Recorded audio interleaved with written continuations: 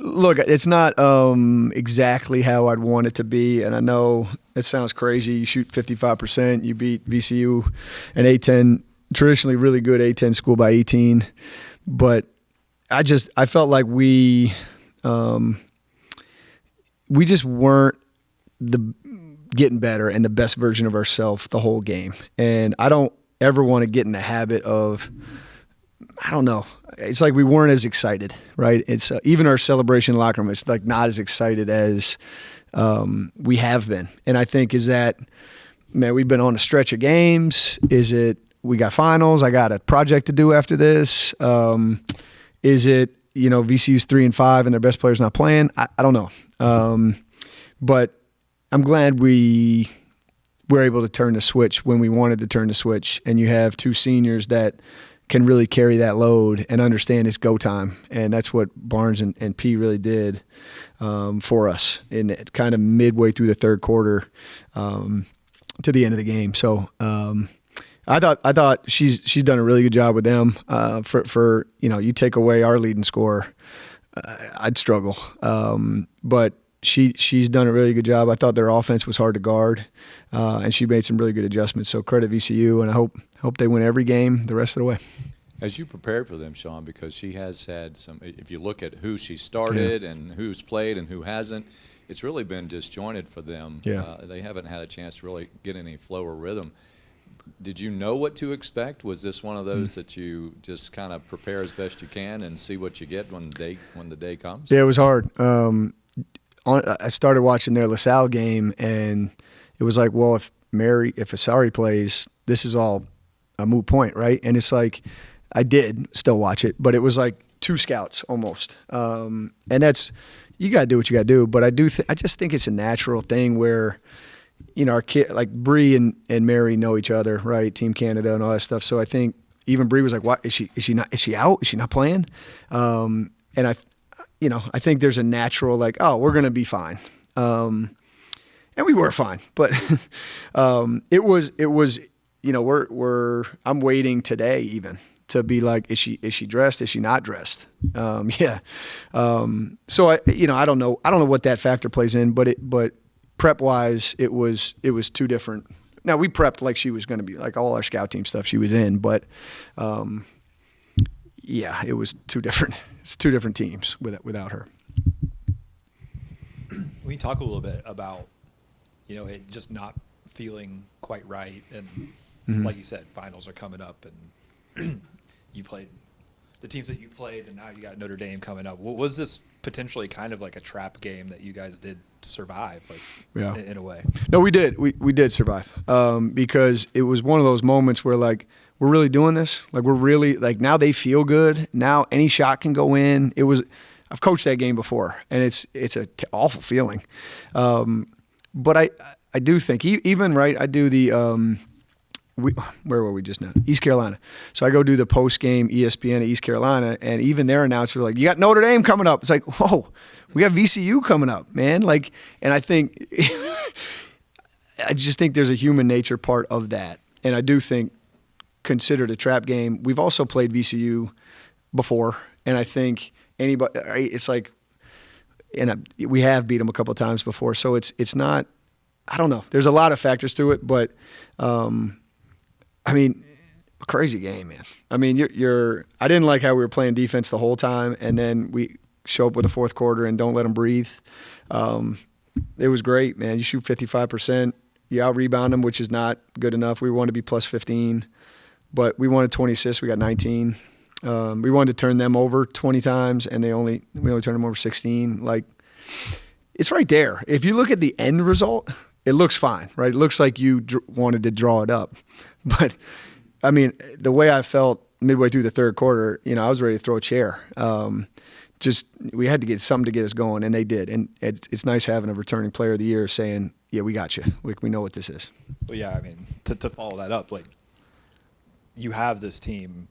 How much different is it than some that maybe, like, when, okay, it's tied now, it's total panic mode versus right. It was sort of like, okay, Peyton and Ashanti better get a couple buckets, and then Yeah. we'll take care of this. No, and that's what I do think our Mason game and our Nova game taught us, because we mentioned it today in the timeout I called. Basically, like, no, we're not playing hero ball. Like, no, we're not doing that, man. You gotta pass the ball. You gotta trust each other. But my next call was a ball screen with P and Ashanti, and it was like we're gonna put those two in the best possible position we can, and they trust each other. I mean, they're as close as you can be on the court, with kind of the same language. They speak the kind of the same language to each other. But yeah, it's really nice, and I don't think it's over. Okay, it's not like, oh, we know how to do it all the time, but it'd be awesome. It's not what it is, right? It's an ongoing process, and we're going to be in some situations. And I mean, we're down 10-2 at East Carolina. We're down 19-0 at Boston College. We're getting tested in that respect, but it's not a habit I'm trying to create. And almost kind of repeating myself when it comes to like asking about Grace, but it just does seem like she's more and more looking like she knows where she's supposed to be. She knows what shots she's supposed to take, and everything that comes along with, you know, the roles that she's playing. She's getting there. Yeah, just, you know, what have you seen from her over the past couple of weeks or during this winning streak where she's really contributed? Yeah, it's funny. Grace, like some other players on our team, is probably her harshest critic a lot of the time. And from East Carolina, I mean, she thought she played awful. And we had one of these conversations like, look, man, like, you're a freshman. The reason I do believe in her 100%, but the reason is like, I want you to go through some of this stuff. I didn't say it, but like, I want you to go through some of this stuff. I want you to feel like this is awful. Like, she was like, every time I went to East Carolina, it was like they went on a run, and it was like, okay, but like, yeah, get through it. So when you're a junior, like, P's been through all those. P's been through all those, right? Like, Smalls went through all those. Lexi went through all those. Like, no, buy that stock right now, man. Buy that Apple stock or whatever you want to say, Nike stock. She's a blue chip. Was it blue chip stock? Blue chip. She's a blue chip.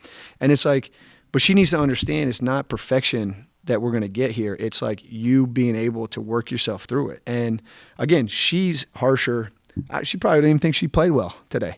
But like, what was big, man, she gets the foul, right? She gets the 2 free throws, and that kind of like stabilized us just for a second because we didn't shoot well from the free throw line today.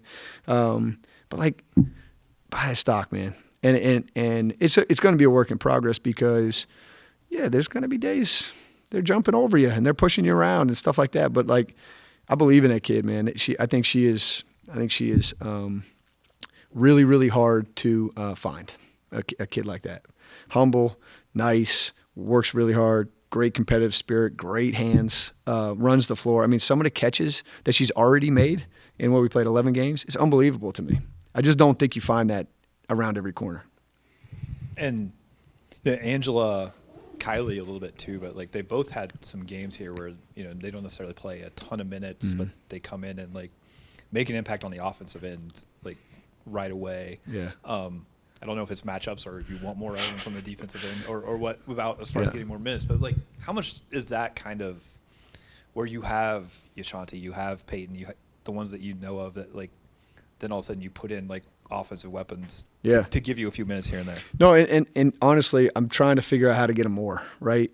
Because they are. Kylie is a sniper and is starting to figure this out. You can tell she likes the culture. She tells she's like going to grow with this. But yeah, she knows. I'm on her about her defense. Same with Angela. But you're right. Both of them come in. Angela had a great impact, East Carolina, and shoots her 3 today. Celebration, always happy. I just got to figure out how to get them more time. And generally, if the game stayed stable, I would have put them in end of the third, like 4 minutes, 3 minutes to go. But obviously, it wasn't stable. So I got a little bit tighter with my substitution pattern to get it in control. But they're both doing all the right things. I mean, you look at the bench: BMAC 2 for 3, Kylie 2 for 3, Delilah 3 for 3, and Ange 1 for 1. It's an efficient bench, and it says a lot about them that they're staying bought into what we're doing, even though they're not playing as much as they want. I'm sure they want to play more.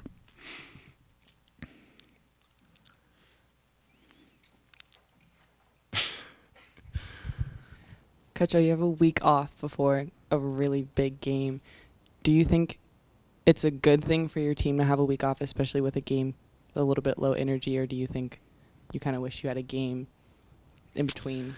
Good question. No, I think it's the right thing, partly because of the stretch of time we've had. And two, if you look at the back end of it, like we have to be rested. Like we're going Notre Dame Monday, Tuesday at Coastal, Thursday, Friday at Marshall. And it's like there's no break in that at all. And we've got to be tough, but you got to be fresh, man. So like I'm really hoping I can lower stress in the academic part of this whole thing by having a couple of days. You can heal your body and lower your stress, and we still have plenty of time to prep for a really good team. So I think it's a perfect time. An extra day would be awesome, like if we played them Saturday and we could have Sunday off, but I believe it's graduation is why we can't play on Saturday. So they use the arena for that. So shout out to the crew that's going to turn that over really quick Saturday afternoon. But yeah, that's why we had to push the start time. So good question.